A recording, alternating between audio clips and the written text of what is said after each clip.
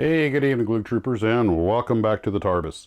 Well, I got the Polara pretty much finished, and it really didn't give me any serious hang-ups until the very last. Getting the taillights on was really difficult. It kept trying, since they go into a piece that's glued into place, it kept trying to knock it out, and and they just wouldn't go in. I wound up having to Dremel out the holes. The instruction sheets and the way the holes are cut seem to have a little bit of an argument. But anyway, got it all done, got the Dan Gurney figure done and posed by it. Probably have to put some flat coat on that hair of his and have some fun. Try to figure out how to do blonde highlights. Also I got the Mercury Redstone primed, and some folks were asking, I coated the fins with Elmer's glue, thin coat of Elmer's glue. That's the way I always used to do it as a kid. It always worked fine. Makes them real strong, and it gives the paint something to adhere to so the wood doesn't soak it all up. I usually don't put a whole lot of super detailing into a model rocket because half the time I never get them back. Anyway, that's pretty much about all I got done today. But I mean, that was actually a lot because you do some work, you let it dry, you do some work, you let it harden. And I didn't have any other really open projects to work on except for the Mercury, which was pretty much just painting it.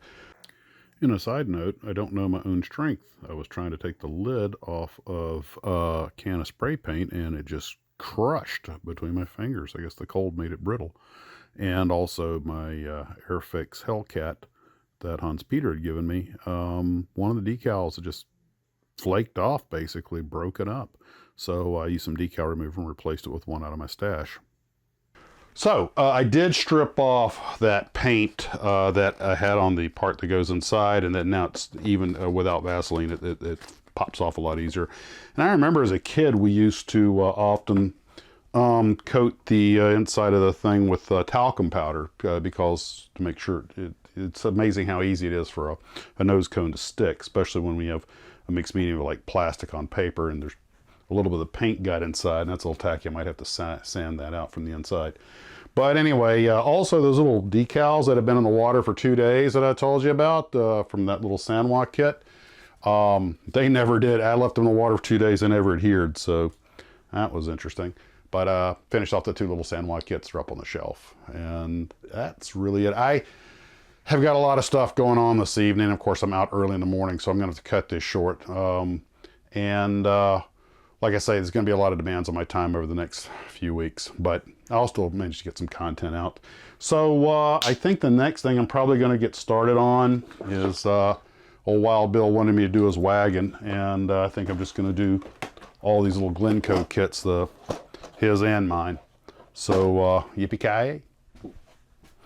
Oh, I forgot something.